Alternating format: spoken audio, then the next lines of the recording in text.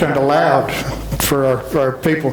Welcome everybody to our public hearing on our listening to our water and sewer rates. I kind of want to go over a brief preliminary on where we were and where we started from. I think a lot of you already know this, but we're running into a water or a sewer operation shortfall of over $166,000. And Arkansas law requires us to have rates or charges that are sufficient in each year for the payment of the, operation, maintenance, repair, and replacement of the works. So that was one of our criteria to come up with the establishments of our rates. The other issue is, and this has always been important, and this is something that the council has been aware of for many years, and that's meeting the water and sewer bond covenants. It requires us to meet 123% of our operation cost. That's 120% plus a 3% depreciation. We have never met that. We've been told this before, and this is not just this council, but previous councils before. But we've also been told, too, that as long as we made our payments, probably no one would come in and take over the water and sewer department. But that's always the threat that's there. If we don't meet the covenants, somebody could come in because we're failing to meet the bond requirements.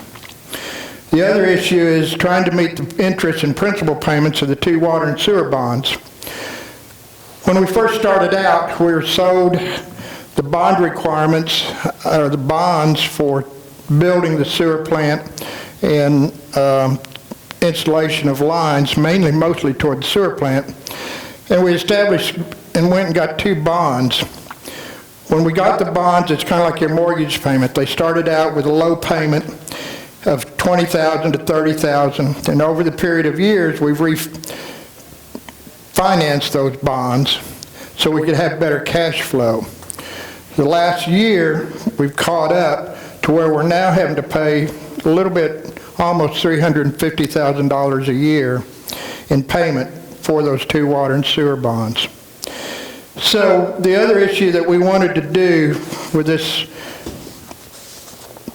proposal is to be able to reduce our indebtedness in our Fund 80 and to actually pay off our water and sewer bonds. The one bond that we have is going to expire in 2020, and the other 2008 bond expires or matures in 2027.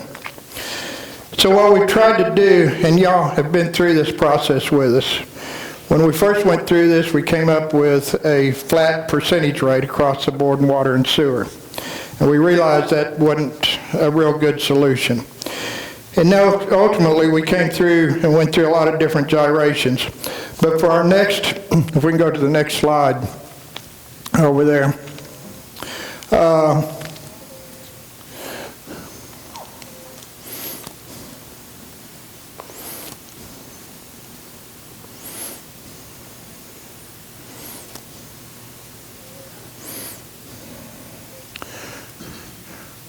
I know we're getting there.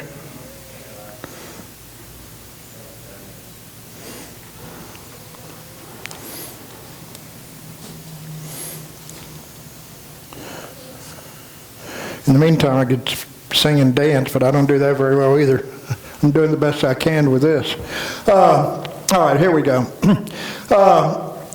At our last and several public hearings or public comments, we've heard the comments about how it's not fair to impose the increase on the water rates when a lot of people don't have sewer.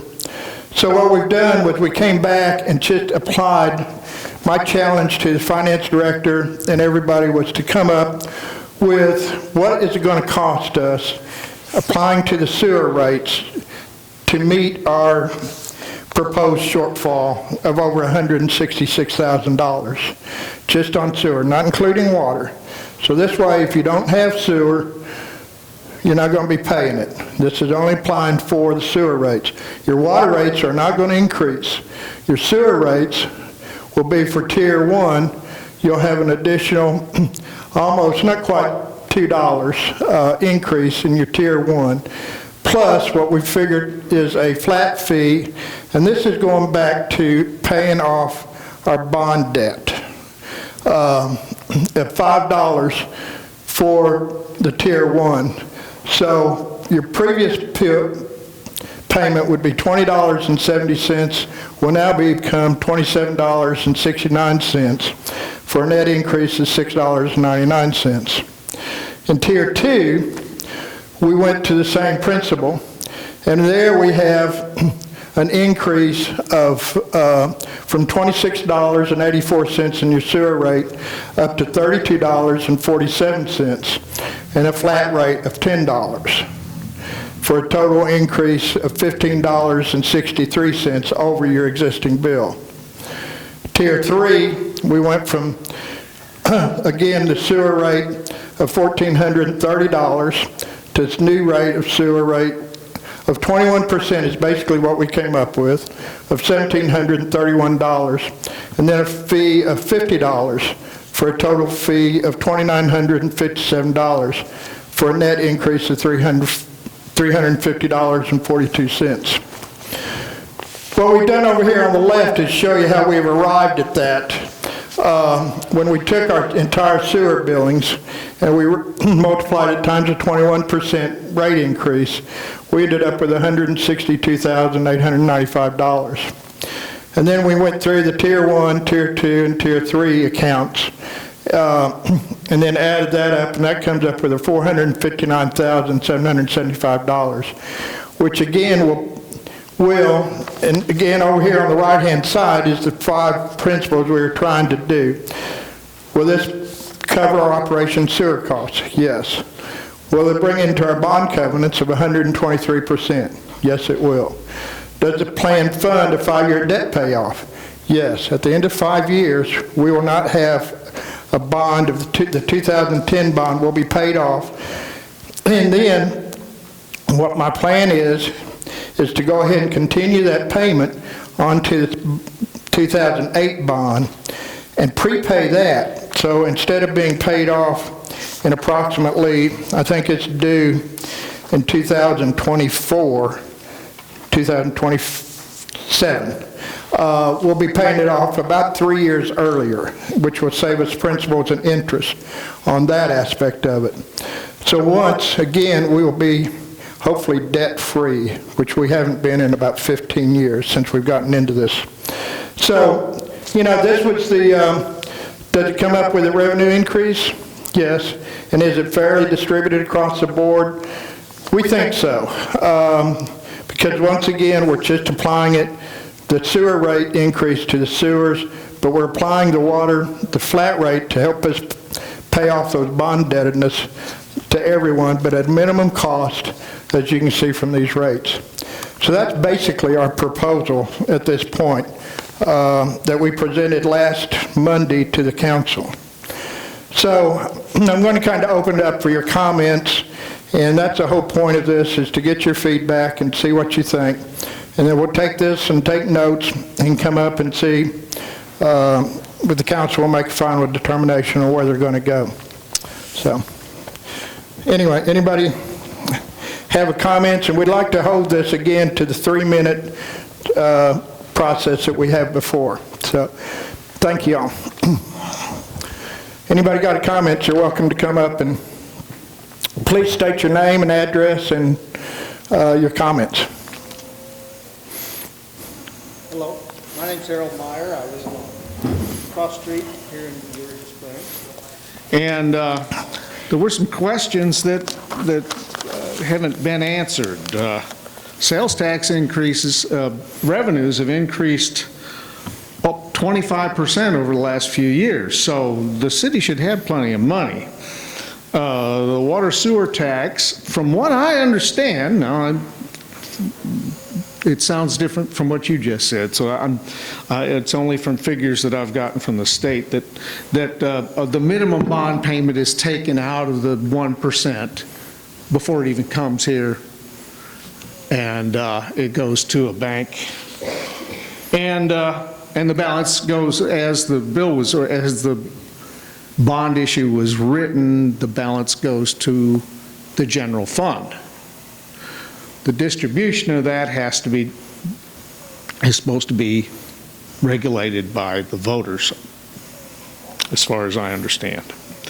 We got all these new meters. How many of the new meters have been installed? Are there some that haven't been?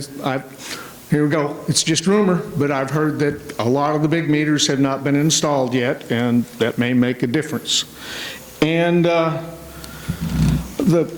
looked at some water figures, and 40% of the water that we pay for either leaks out or is going through bad meters. What's being done about the leaks?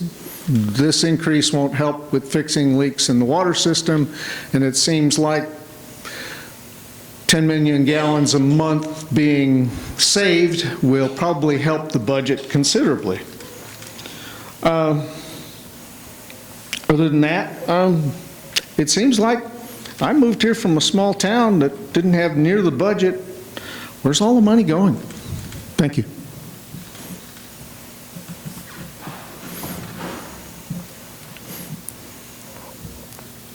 Can I just ask if you could explain the tier system? I have no idea what that means. It refers to different price points? The question was the tier system. The tier based on the water usage. So tier 1 is your low residential water usage people. The tier 2 are the people who use, and I don't have the exact numbers of how many gallons, 2,000 gallons or less. Tier 2 is from 2,000 to 10,000, and tier 3 is over 10,000.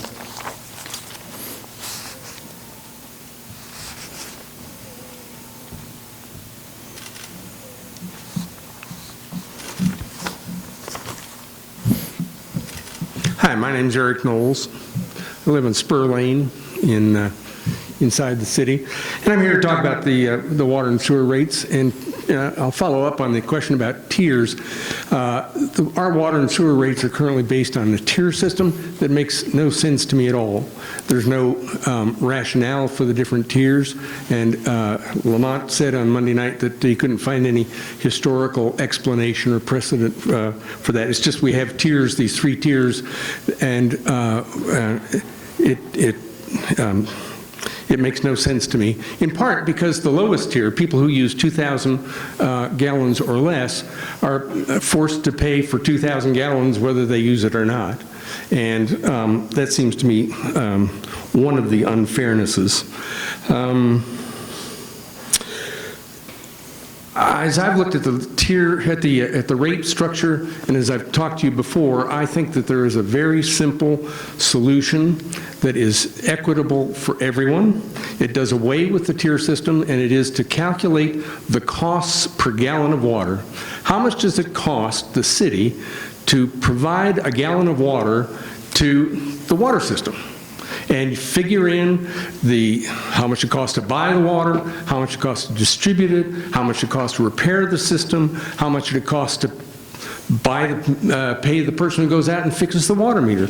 All of those costs can be calculated and lumped into one figure, the total cost of all of the water for the Eureka system. And then divide that number by the number of gallons that are sold in a year. So you get a cost per gallon, and that's what I ought to get on my water bill. That's what I ought to be charged, is how much it costs the city to provide a gallon, and then I look at how many gallons I use in a month, and I pay that. Now, using the figures from the city that I've had, and like Harold said, the figures go up and down, but it's hard for a citizen to get these figures, but it's not hard for the water department or the city to get them. My calculations say that it costs about ½ cent a gallon to provide water to a citizen of Eureka Springs. And I think the fairest thing to do is to provide the rates based on that. Sewer rates similarly do all of the costs for the sewer system. including the bond costs, including the principal, including the interest. It comes into one big pile. That's the amount of money that it costs to use the sewer system. Then we know how many gallons of water are put into the sewer system, and that becomes easy to calculate the rate.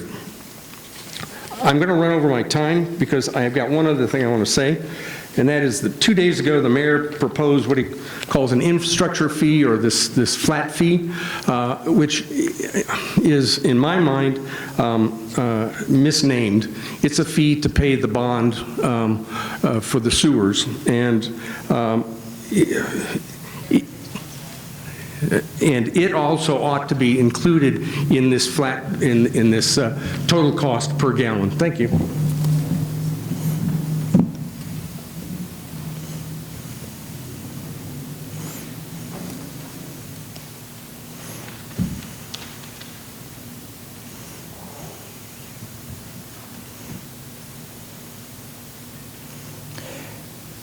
Anyone else?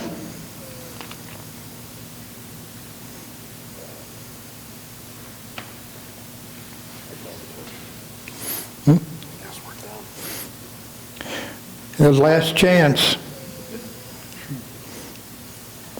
All right, well, this will conclude our public meeting and public hearing for tonight. I appreciate and thank you all for attending very much. Thank you.